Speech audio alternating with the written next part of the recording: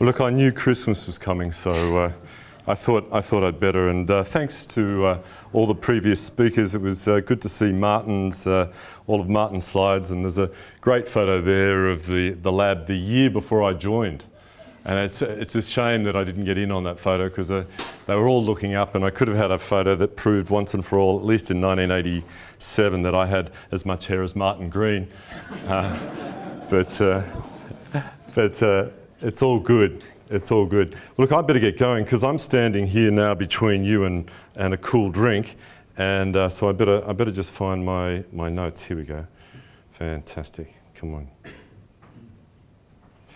Look, I wanted to just talk a little bit about something that everyone else hadn't talked about, so that's energy efficiency. So there we go. So look, always International Energy Agency, worth a good look. Energy and climate change, worth having a look. It's a bit of a sense of urgency, people, perhaps. Why not? The climate scientists have been telling us this time we need to act, and perhaps, fingers crossed, in Paris we'll get some action. Just to get a feeling, Muriel was talking about the sort of, or Rob mentioned the sort of investment that's needed to switch over from where we are now, relying on fossil fuels that are getting more and more expensive. We've got to make that switch over to renewables and energy efficiency. So just a few $1 trillion is all that's needed. Okay, so now depending on the scenarios, this is the agreed upon scenario that we're looking at in Paris in 2015. And there's the various distribution of where the funding needs to go. Now, you might disagree with the nuclear or whatever. Other things might be up there, but that's the scale of the dollars that we're talking if we're going to make a serious dent at reducing carbon dioxide on the planet, so that we can look at our kids and our grandchildren in the eye and say, we had the opportunity, we did something about it. We spent the trillions of dollars, not on Christmas lights and chocolates and all the rest of it that we'd normally spend, but we made the transition to a cleaner, greener energy system. And when we start to see that sort of effort happening in Australia, research dollars, expenditure on rolling out of R&D systems and demonstration systems, etc., then we're heading down the right track. So there's my Christmas wish list, something like that. Because that's what we need to do. You know, we need to turn around, even with what we're agreeing to in Paris, or what the world is agreeing to in Paris, we're still not going to see a decrease in the global CO2 emissions. The International Energy Agency has a number of different scenarios that they're looking at. And of course, I just wanted to put this one up here to say, look, if we can start to see reductions, the big ones, the early ones, the cheapest ones are all going to come from energy efficiency. So I just thought I'd tell you a little bit about some of the work that we've been doing, primarily funded through the Cooperative Research Centre for Low Carbon Living. And this was some data that we got a hold of through Ausgrid and their Smart Grid, Smart City data. And they were looking at thousands of houses all around Australia and looking at them over a period of time. We managed to find a clean set of data in there, which was half-hour interval electricity data. We've got about 3,000 houses, some home units as well. Basically a pretty broad cross-section snapshot of where electricity is being used in Sydney, Greater Sydney. Something like 19 kilowatt hours a day, 7 tonnes of CO2 per year per household. Interestingly, yeah, did I say the average about 19 kilowatt hours a day? There it is, somewhere in there is the average. Maximum usage observed was somewhere up here, 100. There's some couple of houses out there using 125 kilowatt hours a day, 6 times the average. We don't know who they are. I'd be tempted to knock on the door and say, what the heck are you doing? But anyway, it's probably good that it's all anonymous. But anyway, there we go. They don't want me coming around and wondering what they're doing with their energy. But there we go. So look, we were able to get some very interesting data out of all of this, because we're able to say, we also had survey data. So a lot of questions were asked of all these households. 3,000 households answered the survey, and so we could match up what they told us in the survey and what their energy usage looked like. So that meant we could construct a time series model and see that occupants, how many occupants in there, that has an impact. So we just say, what is the driving factor? Occupancy, how many occupants in a house, etc. Interesting, and then we build a model that says, how do we match all of this energy usage? Now, we can only match the average because big spread, a lot of behaviour differences in there. People might have the same basic equipment or occupancy in a house, but then there would be differences in the size of a house, differences in behaviour. Now, heating for Sydney turns out to be the biggest driver for overall energy use, and I'll talk a bit more about that. People in separate houses, that's a big driver if you're in a separate house versus a unit. Refrigerators we know about. Pool pumps are a big one, and so on down through there. So look, I just thought I'd talk a little bit about some of that. Now when we look at heating degree days, cooling degree days, this is basically what's the average temperature outside, what's the temperature difference between the average temperature outside and your internal temperature that you'd like in your house. Then what you've got is this sort of graph here that shows heating degree days. How much heating do you require? The temperature difference in time between inside and out. There's cooling degree days, and this is Sydney. Now what that says, what it's kind of nicely correlated here, this is the electrical demand for those 3,000 houses, averaged for all the houses, and we can see that roughly we're correlating here between bigger usage. Sorry, this is winter. Here's winter, here's summer, winter.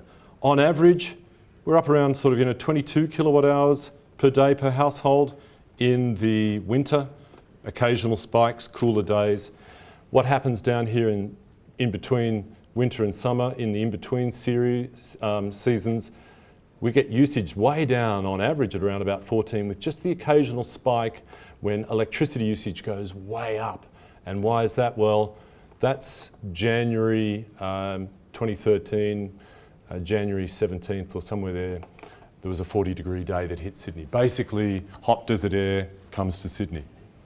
You look at that big spike, that's the big peak, that's peak demand. That's what Ausgrid cares about. They gather the data, they just look at that little spike there, and the rest of the data is not of much as interest to them. Of interest to us in terms of carbon is how Sydney uses electricity over the whole year, but that big spike is poorly built houses, thermally inefficient, and HVAC being used to cool very inefficient houses. Most of the year, we found also in this winter period that a lot of that electricity is being put into HVAC units, reverse cycle HVAC. So some interesting stuff coming along there. Here's hopefully you can see this. My student who does this has much better eyes than mine, I think. But we can see there's the whole year. And he's broken it down into the average for houses or any dwelling with ducted aircon is the blue that you can see, and they're the biggest in the winter and peakiest in the summer. The split systems, HVAC, they're more in this middle range here, and people who have no aircon. So the winter usage and the summer usage and their peak usage is way down. So when utilities want to look at various customers and say people with solar are causing a problem on the grid, perhaps we should look at some other interesting appliances being used in residential dwellings. So here's summer peak. That's the ducted aircon systems. That's the split systems average for a house, and that's the people with no aircon. These spikes, this is including off-peak hot water. So you can see the off-peak starting to come in there.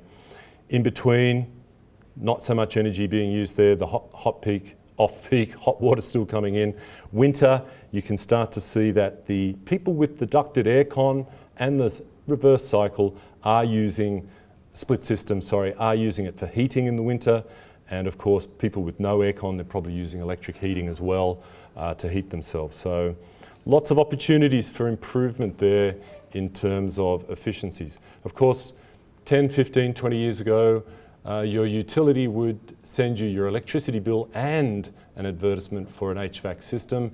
And 20 years ago, we had very weak minimum energy performance standards for HVAC systems. So Australia picked up some of the world's lowest performing HVAC units. And that's what's causing us to have problems. These are the problems we're faced with.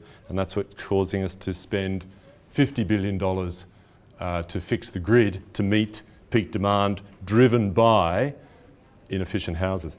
I realise I better get going. So, you know, that's the sort of houses that we live in Australia. Lightweight, old houses, or great big modern houses like this. Of course, you need 3 carports to have your 3 4-wheel drives in there. Anyway, you know, Australia, we resisted because we've got such cheap energy, haven't we? We resisted having anything in our building code until 2006, before it went right across Australia to have anything to say about energy issues. So large numbers of houses in our cities are very poor thermally performing. So look, we're getting better. 2010, this is the R values for Sydney region here. R values of 4, I can live with that.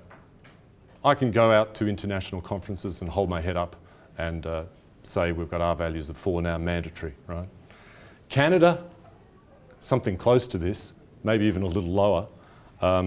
So we're doing well. Canada could probably improve a bit. Hopefully I'm not offending any of my Canadian colleagues who may or may not be listening. Anyway, look, the Europeans, I'll better go quickly because the band's gone quiet now, so that means they've found the bar. But this is a development in Europe where they're looking at how do you retrofit buildings. We can build new buildings that are net zero energy. We can put photovoltaics on them. We can do all sorts of smart and clever things with the building envelope. How do you retrofit? This is from the Netherlands, and I'll let you read the text later. But there's a before and after shot. This is public housing. This is not your mansions or anything like that. These are public housing. Typical renovations costing 50 to 60,000 euros. The occupants move out for 10 days, no cost to them. The landlord pays their energy bills and charges them for it. They get an improved, when they come back, they've got an improved envelope, they've got PV on the roof, they've got double glazing, they've got a more efficient hot water system, and the landlord simply keeps charging them the same amount for the energy bills as before, but now he's just paying off the renovation. Net zero energy. Could we do this in Australia? It's on my wish list. Look, once you improve the envelope, then you can start to use efficient HVAC. Now, it's very interesting to see the evolution of HVAC systems. This is now the 7-star energy rating system, the highest AC system available in Australia. Here it is. It's a Dakin. COPs, you put 1 unit of electricity in, how much heat and cooling do you get out? Almost 6 times. That's not bad. That's not bad. Minimum energy performance for HVAC in Australia, 3.2. On average, most HVAC units in Australia are less than 3 COP, okay? Double. Best in the market. You'll notice too that the smaller units, the smaller the unit, the COP improves. If we go to a 5 kilowatt cooling or 6.3 heating, we're getting down into the 4s for the COP. We've got to go small to get the high COPs. Why? Basically, it's the same size hardware, they're just running them at variable speed and getting efficiency improvements by driving it smarter. Small is good. I put one of these in at my place, but I had to have an arm wrestle with the guy who was doing the installation and the quoting because he wanted to put the bigger one in, right? He wouldn't believe that my house could tolerate having such a small system. But of course, they're thinking of any ordinary house, they're thinking that, right? They've got a system, they sized based on that. I've been to your house. You've been to my house, yeah. It looks a little bit like that, doesn't it? On a bad day. All right. Pools, I better get going. Look, pools, about 10% of Australians own a swimming pool.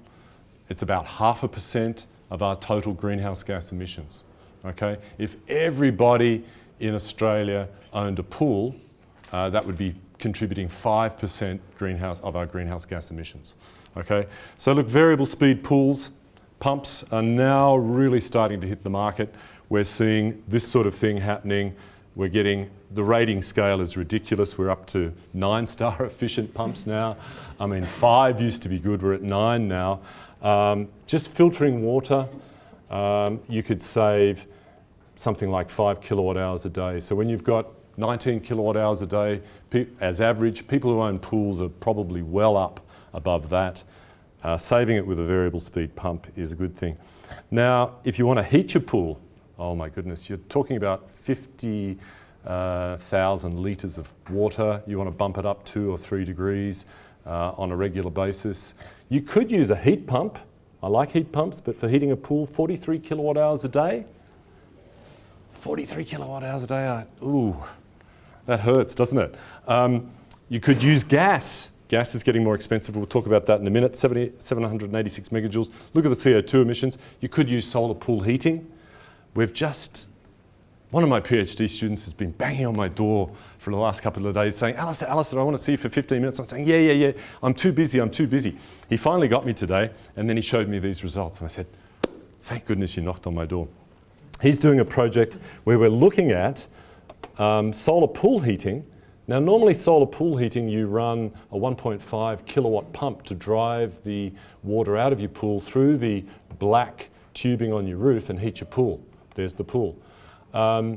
We've been able to do it, instead of doing 6 kilowatt hours a day, we've got it down, we're using a variable speed pump, we've got it down to 0.9 kilowatt hours a day. Don't try this at home with your solar thermal pool installer. They won't believe that it works, so we've done it now. We'll have to publish this and convince the people in the industry that it can be done, that you can run variable speed pumps on rooftop systems. But anyway, that's not bad. 85% improvement on energy. Yeah. No beer, no BO, I'm wearing a deodorant and I'm trying to avoid crap.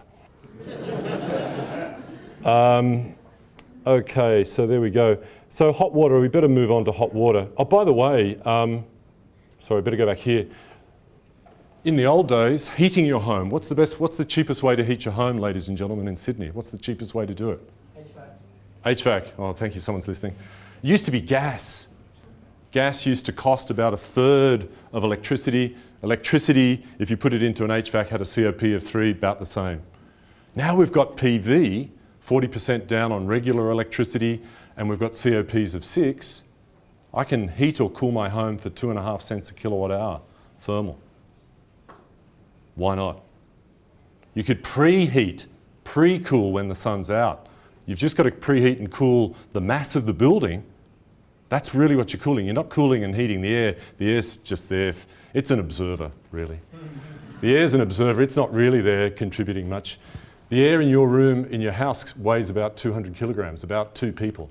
You're heating and cooling the bones of the building. You can do that while you're at work. You could dial it up on your phone. You could use your PV and an HVAC to have it all done before you get home. We don't have to have peaks in the evening on hot summer days. We don't have to have peaks in the evening on cold winter nights. We could be smarter.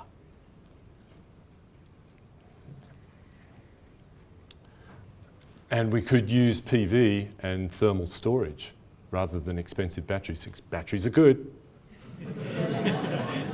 Don't want to upset Muriel.